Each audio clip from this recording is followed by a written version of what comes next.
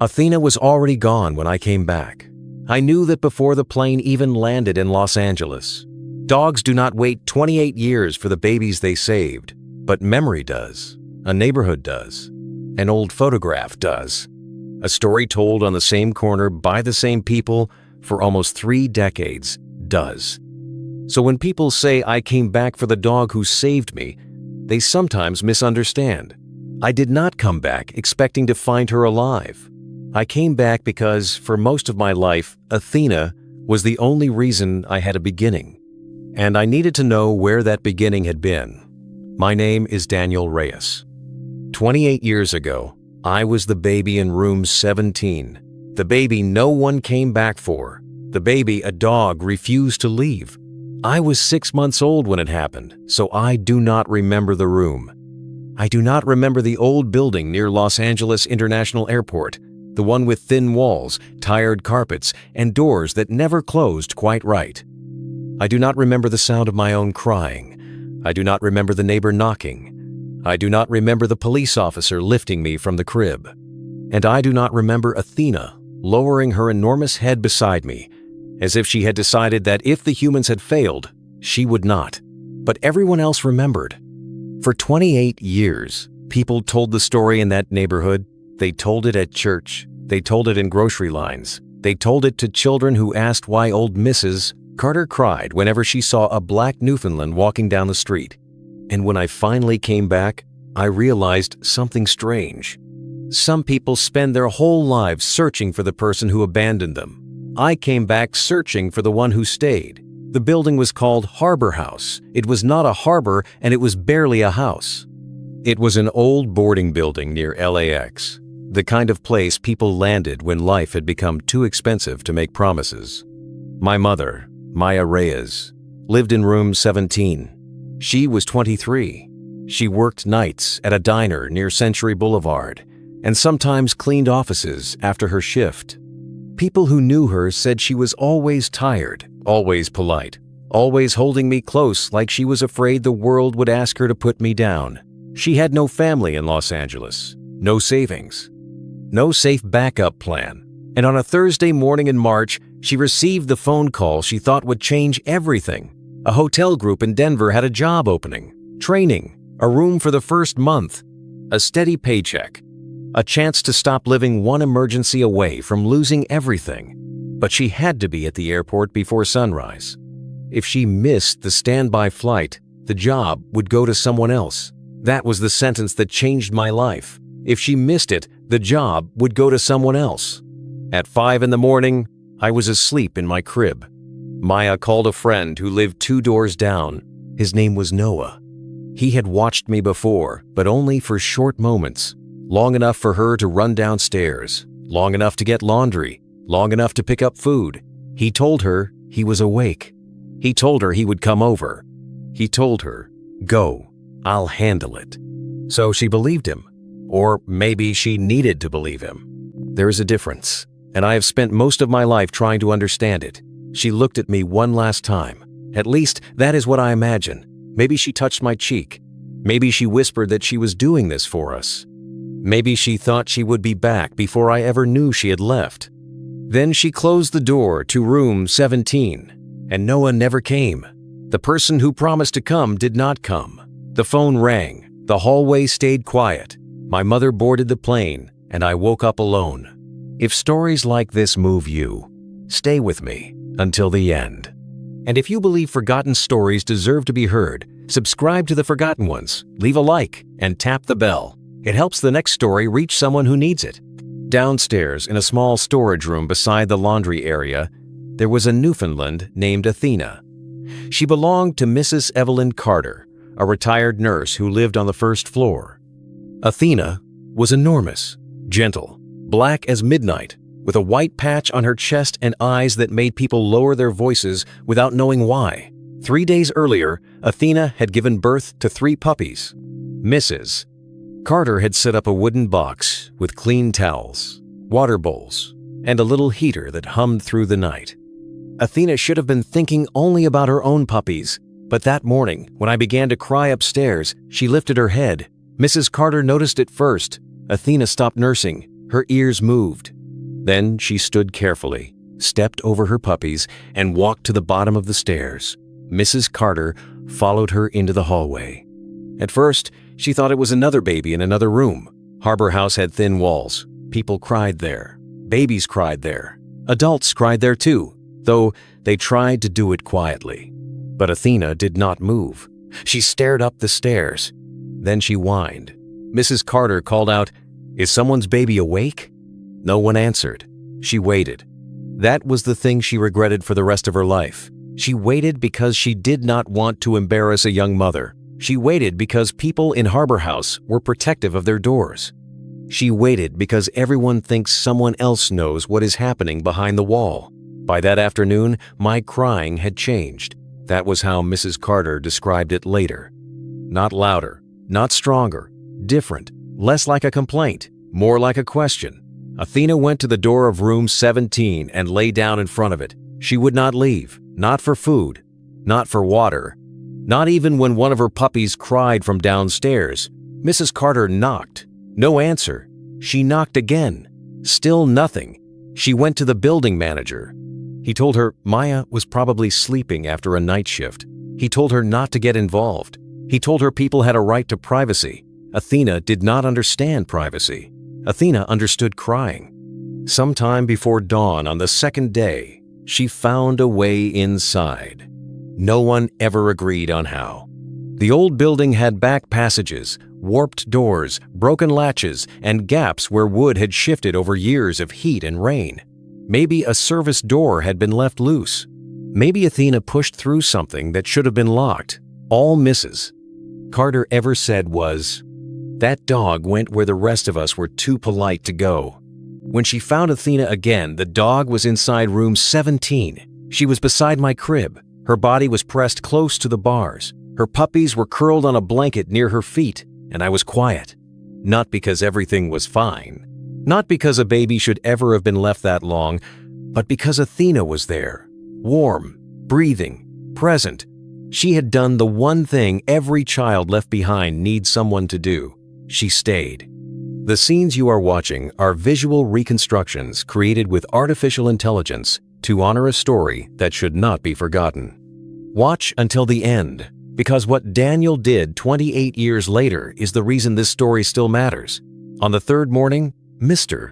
Alvarez, the neighbor across the hall, heard Athena scratching from inside room 17. One scratch. Then another. Then a low bark. Not angry, not wild, insistent, the kind of sound that says, "You have ignored this long enough. This time, mister." Alvarez did not ask the manager for permission. He called the police. When the officers opened the door, Athena stood between them and the crib. A female officer named Dana Whitcomb stepped in first. Years later, she told me she had never seen anything like it. She wasn't threatening us, Officer Whitcomb said. She was waiting to see if we were finally there to help. Officer Whitcomb knelt slightly and said, "It's okay, girl. We're here now." Only then did Athena step aside. I was taken to the hospital. Mrs. Carter rode with me because no one else was there. My mother was reached in Denver. She came back to Los Angeles. At least, almost. She made it as far as the bus station before she heard the story had reached the local news. She heard police were asking questions. She heard people were calling her a monster, and she ran. For many years, that was the only part of her I could understand. Not the leaving, not the flight, not the phone call, but the running. Because guilt does not always make people brave. Sometimes guilt becomes a second locked door. I was placed in emergency care, then foster care, and eventually I was placed with Mrs. Carter.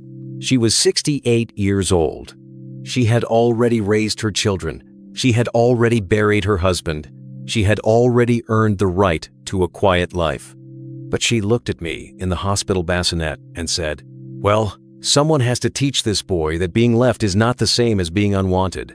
So she became my guardian, and Athena became my shadow. I do not remember her saving me, but I remember her loving me. I remember falling asleep with my hand in her fur. I remember her lying outside my bedroom door. I remember her following me from room to room, slowly, patiently. Like she still believed I might disappear if no one watched closely enough. I remember her puppies too, Mrs. Carter found homes for them in the neighborhood, but they visited often. 3 large dogs tumbling through the yard while Athena watched like a queen who had already done the impossible. Athena died when I was 7. I cried so hard I could barely breathe. Mrs. Carter sat with me on the kitchen floor and said something I did not understand until much later. Some lives are not measured by how long they stay, she said. Some are measured by what they refuse to leave. After Athena died, the neighborhood changed. Harbor House was sold. People moved. The building was torn down. A coffee shop appeared where the lobby used to be. A new apartment complex rose over the place where room 17 had been. And I grew up with a story that felt too big to carry. Teachers knew. Neighbors knew. Reporters sometimes called. Every few years, someone would write about the baby saved by a dog, and I would feel myself become less like a person and more like a headline. But Mrs. Carter never let the story turn me into a victim. You were not saved so people could pity you, she told me. You were saved so you could learn what staying looks like. When I was 25, a letter arrived. No return address. Inside was a photograph of Maya holding me as a newborn. On the back, written in blue ink, were the words, "His name is Daniel, because I prayed someone better than me would help him face lions." There was a second page. It was from my mother. She did not ask to see me. She did not ask me to forgive her. She wrote that she had watched my life from a distance, that she knew she had failed me, that every birthday she remembered room 17, that she never heard a baby cry in public without feeling her body go cold. And at the bottom of the page, she wrote the sentence that changed how I understood everything. The dog did what I should have done. She stayed. I folded the letter and put it in my desk. I did not forgive her that day. I am not sure forgiveness works like that. Some people talk about forgiveness like it is a switch. For me, it was more like returning to a locked house and realizing I no longer needed to get inside. 3 years later, Mrs. Carter passed away.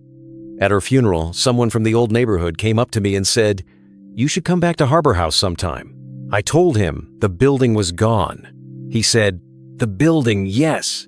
The story, no. That was why I returned to Los Angeles.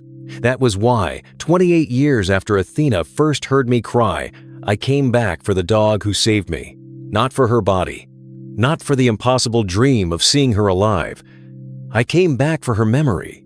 I came back for the hallway, for the door, for the old neighbors who still remembered the sound of her bark, for the woman who raised me because Athena had first refused to leave me, and for the child I had been, the one who never got to say thank you.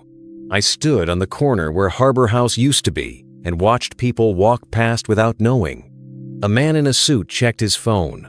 A woman pushed a stroller. A teenager laughed into a headset. Cars moved toward the airport. Planes crossed the sky. Life had covered the place completely. But underneath it all, I could almost see her. A black Newfoundland at the bottom of the stairs. Listening, choosing, staying. That same year, I opened Athena House. Not an orphanage exactly. Not a shelter exactly.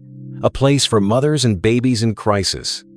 A place with emergency cribs, social workers, nurses, rides, food, diapers, quiet rooms, and people trained to answer the phone when someone says, "I don't know what to do."